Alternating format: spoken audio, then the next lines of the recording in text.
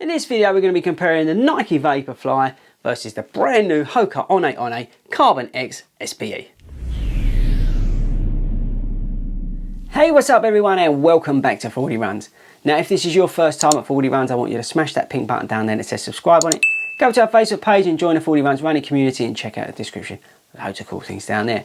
Right, like I said in the opening, this week we've got the Vaporfly Next Percent and we're going to be putting it up against the brand new Carbon X SPE. Right, so now if you've not seen the review of this, I would recommend you checking it out. We've done a little bit more detail on this shoe than we're going to talk about today. Today we're going to be comparing the two and I'm going to be telling you which one you should be buying out of these two, because they're both carbon plated marathon racing shoes, I would say.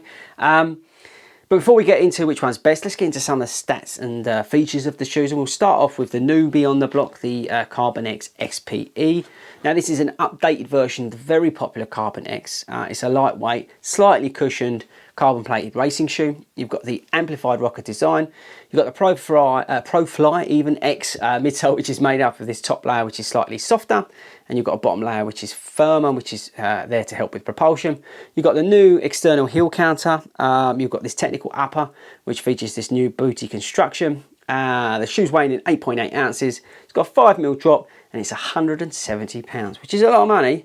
But wait for it, this bad boy's £240. So let's say the older statesman now, 2019 this shoe was out, broke a lot of records. But the Vaporfly Next Percent, which has got loads of Zoomx in the midsole, carbon plated again, super light, 7.1 ounces, which is very light compared to the other shoe. And you've got this vapor weave upper, which is awesome. I absolutely love the upper. And the shoe, like I said, is £240 if you can get it, because it's just been taken off the Nike website actually. But they will probably do another version of it, I'm sure, another colourway once they got rid of a few Alpha Flies. Right, so which is best out of these two? Well, let's talk about the SPE. So this has had some changes to the original Carbon X, which is very popular. As I said, it's the booty construction, new eyelets, this moulded heel counter. Before it had some embroidered structure at the back. They've changed that. It's added a little bit of weight on, but nothing major. Still got the ProFly X midsole, so you can see the two sort of colours. So this is the firmer midsole foam, and this is the sort of softer, but it's still not that soft. But it's just soft enough so when you're out there it gives you that little bit of cush, and then you've got the plate running through it. I have found this has got a great heel to toe transition. It just feels great when you pick it up, as you'd expect. I like the softness or the slight softness, sorry, of the middle section of the midsole, or the top section of the midsole actually. It just gave me a little bit of cush when I was out there, which was nice, but it was great to pick it up, and you did really feel like you could hold that speed. Some negatives, if you've got a wide foot like me, it is very narrow here. It's great around the midfoot, but it does really come in at the top. There's not very much in the toe box at all. And I also felt my foot, which has now improved. When I started off, it was really getting pushed out to the outside. So my little toe was getting a real bad ride, but it's got a little bit better, but it's still not 100%. So I would say be on the verge of caution with this shoe if you've got a wider foot or a funny foot shape like me. And the booty construction, I would say, is not the best out there, to be perfectly honest with you. That's the other sort of negative. The Vaporfly, which I just love it. I love this shoe. If you've not seen any videos, this is just like a naughty schoolboy who just wants to run really, really fast all the time. You know, like kids, like 8-year-olds, they just want to run fast. They got one speed. This is it. I love this shoe. I love the Zoomx. I love the Zoomx in the forefoot. It just wants you to just go for it. You may want to start off your race relatively cautious. This won't let you. Let's say you're thinking, right, I'm going to start off at 5-minute kilometres and we're going to just break in this nice and easy. You'll look down at your watch, you're running 4:30 kilometres because this thing's just tearing you up.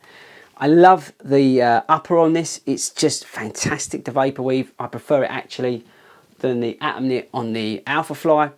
I like the lacing on it, and the overall construction of it is awesome. So, which one do I prefer? That's really why you're here. For me personally, I love this all day long. This is more though of a racing shoe versus this. I think what they've done with the updates, and they've made it more of a training version. I think they've done that very well. It is the shoe that you can train in and then go and race in, but I wouldn't necessarily say this is for, maybe for me, right? I would use it for my A races. And I've done a video versus the Saucony. I would use this more for like those sort of marathon days, half marathon days maybe, where I want to put in a decent time, but at the same time I'm not really gunning for it. I might be filming, I might be just there for a good time, that sort of thing. Good time doing 26.2 miles. But yeah, so this is not my A race shoe, if that makes any sense. For me, out of the two, I'd probably wear this. I prefer to wear this on race day. It's just that little bit lighter, a little bit, for me with the Zoomx, a little bit more sort of, I like that sort of softer, sort of bouncier ride through it. I do like the rocker on here, but this just feels like great as you're going along. So for me, I would wear this on race day, and I would sort of, or a race day, and I would sort of wear this on training runs, you know, when you're doing those 20-mile runs, and then maybe like on a slower pace marathon, right? No marathon's easy at all. But that's probably where this shoe would come in. So, you know, on the days maybe where I would normally wear a pair of Asics glide rides, which I do loads of miles in my training, I'd probably, you know, I'd probably stick this on instead. That's probably the better way to explain it versus the two. So A race versus sort of training, and let's say B race. But great, both of them are great shoes. Obviously this is a lot more money than this, so this, you know, is still £170, but shows a little bit more value, so that's the other thing for this. But yeah, I think both of them are good, but just be conscious, guys, of how narrow this shoe is.